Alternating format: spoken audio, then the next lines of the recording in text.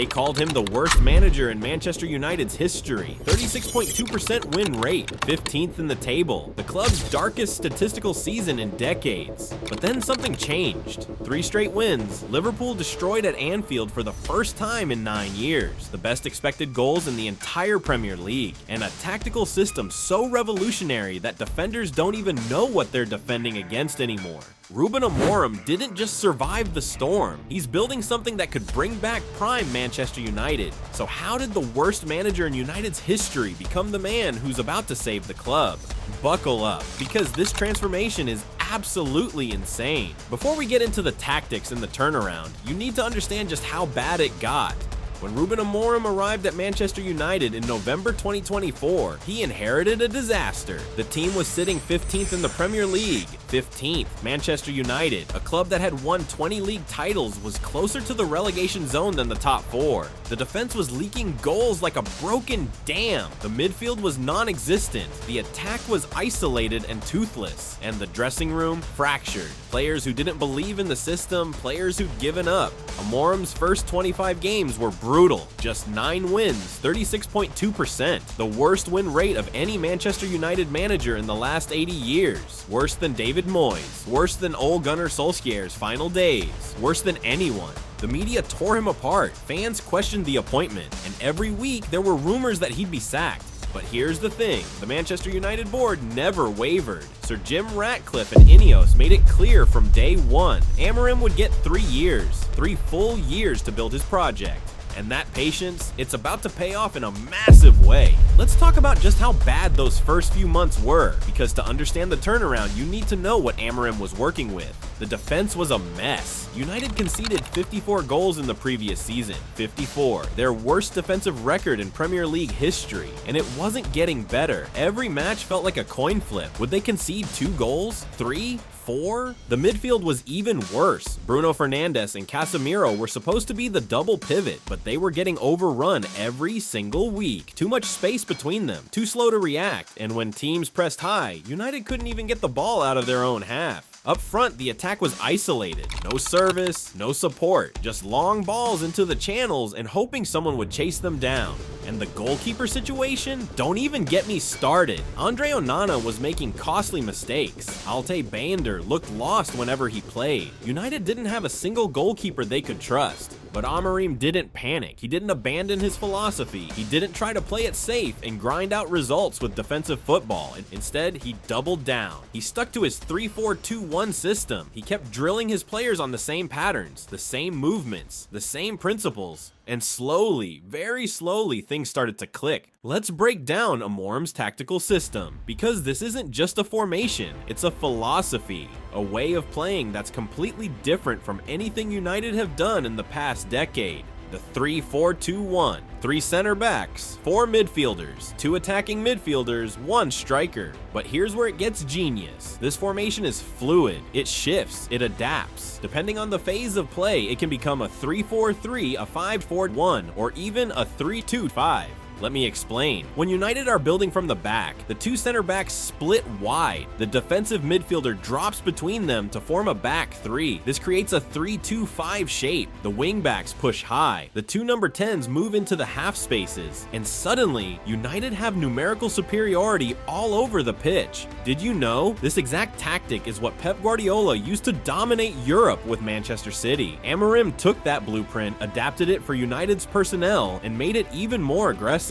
But the real genius is the wingback role. These aren't traditional fullbacks, they're hybrid players, part winger, part midfielder, part defender. When United have the ball, the wingbacks bomb forward and become wingers. They stretch the pitch, they create overloads, they deliver crosses into the box. But when United lose the ball, they immediately drop back and become fullbacks. They tuck in, they protect the center backs, they close down passing lanes. This role is so demanding that only a few players in the world can do it at the highest level. You need pace, you need stamina, you need tactical intelligence, and you need the ability to defend one-on-one. Amad Diallo on the right, Diogo Dalot on the left. These two have been absolutely crucial to Amorim's system. They're constantly moving, constantly adjusting, and they're making life hell for opposing fullbacks. But the system doesn't work without the right players in the right positions, and that's where Amorim's summer signings come in. Amorim's first summer transfer window at Manchester United was surgical. He didn't go for big names. He didn't chase Galacticos. He went for players who fit his system perfectly.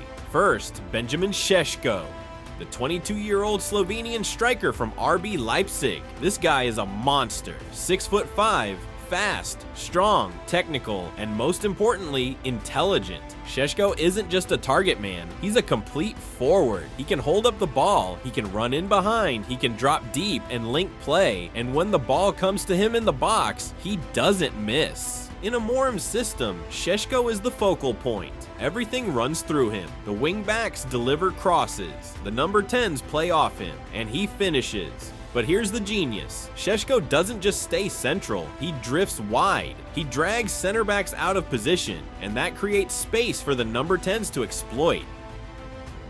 Next, Bryan Mbeumo, the Cameroonian winger from Brentford. This signing flew under the radar, but it's been absolutely crucial. Mbeumo plays as one of the two number 10s in Amorim's system, and he's perfect for it. He's got pace, he's got dribbling, he's got an eye for goal, and most importantly, he's got work rate. In the 3-4-2-1, the number 10s aren't just attackers, they're also the first line of defense. When United lose the ball, Mbeumo immediately presses, he closes down passing lanes, he forces mistakes, and when United win the ball back, he's already in position to attack. He makes runs in behind, he drifts into the channels, and he finishes chances. Then there's Matheus Cunha, the Brazilian forward from Wolves. This guy is pure class. Silky dribbling, creative passing, and a lethal left foot. Cunha plays on the left side of the number 10s, and he's the perfect complement to Mbeumo. While Mbeumo is direct and explosive, Cunha is patient and technical. He drops deep to receive the ball, he turns defenders, he plays killer passes. Together, Mbeumo and Cunha form one of the most dangerous attacking partnerships in the Premier League. They rotate positions, they create overloads, and they're constantly finding pockets of space that defenders can't cover. But the most important signing? Senne Lammens, the 23-year-old Belgian goalkeeper from Antwerp. Now, I know what you're thinking, a goalkeeper from the Belgian league? Really? But here's the thing, Lammens has been a revelation. He's calm, he's confident, he's commanding, and most importantly, he doesn't make mistakes. Compare that to Andre Onana and Altay Bayındır. Onana was constantly spilling shots. Bayındır looked nervous every time he played. United's goalkeepers were costing them points every single week.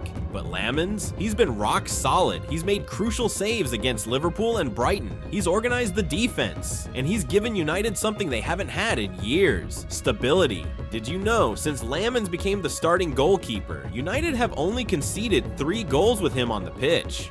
That's the kind of impact a confident goalkeeper can have. Let's talk about the defense, because this is where Amorim has made the biggest difference. Last season, United conceded 54 goals. This season, through the first 9 games, they've only conceded 14.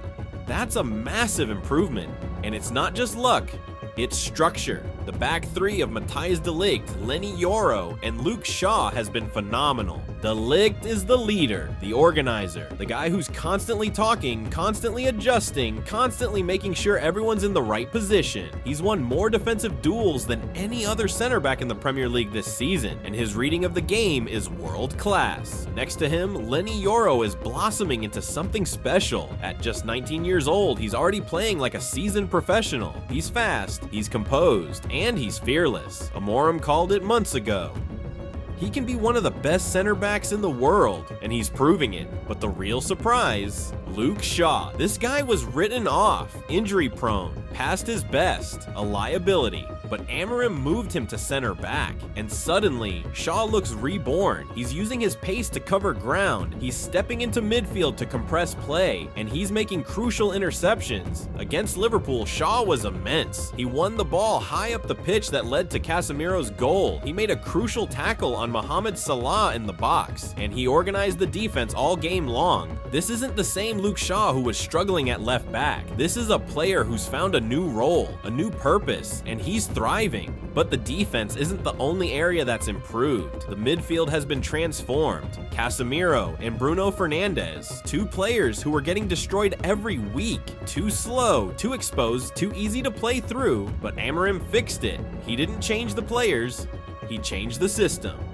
Now, when United defend, they drop into a 5-4-1. The wing-backs tuck in, the two number 10s drop into midfield. And suddenly, Casemiro and Bruno aren't isolated anymore. They've got support, they've got protection. And when United attack, the system shifts. Casemiro stays deep as the anchor. Bruno pushes forward as the conductor. And the two number 10s rotate around them. Casemiro has been reborn. At 33 years old, he's playing like he's back at Real Madrid, winning tackles, intercepting passes, dictating tempo. Against Brighton, he scored one and assisted another. Against Liverpool, he was everywhere. Did you know? When Casemiro plays, United have only conceded 5 goals this season. When he doesn't play, they've conceded 9. That's how important he is to this system. And Bruno, he's finally playing with freedom again. He's not chasing every ball. He's not trying to do everything himself. He's conducting, he's creating, he's finishing. Against Chelsea, he scored a thunderous volley. Against Liverpool, he assisted the winner. Against Brighton, he set up 2 goals with perfect passes. This is the Bruno Fernandes that United signed in 2020, the one who was supposed to be the difference maker. And under Amorim, he's finally living up to that potential. But the biggest surprise, Mason Mount. This guy was written off, injury prone, a flop, a waste of money, but Amorim gave him a clear role, and Mount has been brilliant. He's playing as one of the two number 10s, and he's perfect for it. He presses, he creates, he links play, and he's finally staying healthy. Against Sunderland, he was man of the match, and against Liverpool, he was crucial in the build-up. Mount is back, and he's proving that he was never the problem. The system was. Now, let's talk numbers, because the stats tell a story that the table doesn't show yet. After 9 games this season, Manchester United have the best expected goals XG in the entire Premier League. The best. Better than Manchester City, better than Arsenal, better than Liverpool. What does that mean? It means United are creating the most high-quality chances in the league. They're getting into dangerous positions. They're generating shots from good areas, and eventually those chances will turn into goals. But here's the crazy part. United are also bottom of the league in XG underperformance. They're at -2. That means they're scoring way fewer goals than they should be based on the chances they're creating. Why? Because the finishing has been poor.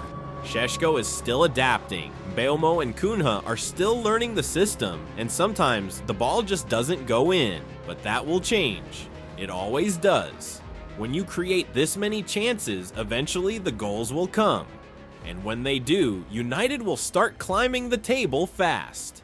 And the momentum is already building. 3 consecutive wins, the first time United have done that since early 2024. First they beat Sunderland 2-0, then they handled Chelsea 2-1, and then came the big one, Liverpool, at Anfield, the fortress, the place where United hadn't won since 2016. 9 years of pain, 9 years of humiliation. But on that day, Amorim's system was perfect. United pressed high, they won the ball back quickly, they created chances, and they finished them. Amad Diallo set up Mbeumo for the opener. Maguire scored an outrageous header. The scenes at the final whistle were incredible. The players celebrated like they'd won the league. The fans were in tears. And Amorim, he just smiled, because he knew this was the moment everything changed. So will Ruben Amorim bring back prime Manchester United? Here's the thing, the signs are all there. The tactics are working. The players are buying in. The results are coming. And the board is backing him. United now have a clear identity. They press high, they build from the back, they create chances, and they defend as a unit. They've got a goalkeeper they can trust, a defense that's organized, a midfield that's balanced, and an attack that's starting to click. Players like Casemiro, Bruno, and Luke Shaw are back to their best. Young talents like Lenny Yoro and Amad Diallo are thriving, and the summer signings are starting to show why Amorim wanted them. This isn't a quick fix. This isn't a short-term bounce. This is a long-term project, and it's working. Yes, Amorim had the worst start in United's history. Yes, the stats look terrible, but that was always going to happen. You can't rebuild a broken club overnight. But now, the foundation is set, the system is in place, and the momentum is building. Prime Manchester United is coming back. And when it does, the rest of the Premier League better watch out. Ruben Amorim didn't just survive the storm, he's building something special. Something that could define the next decade of Manchester United. From the worst manager in the club's history to the man who beat Liverpool at Anfield, from 15th in the table to the best expected goals in the league, from chaos to structure. This is the Amorim revolution, and it's only just beginning. So the next time someone tells you Amorim isn't good enough, remind them of this. The best managers don't just win immediately, they build, they adapt, they evolve. And Ruben Amorim, he's doing exactly that. Prime Manchester United is coming, and it's gonna be terrifying. If you want to see more breakdowns like this, stories about the greatest managers and teams in football, click that video on your screen right now. And if you made it this far, drop a like and subscribe. Trust me, you don't want to miss what happens next. I'll see you in the next one.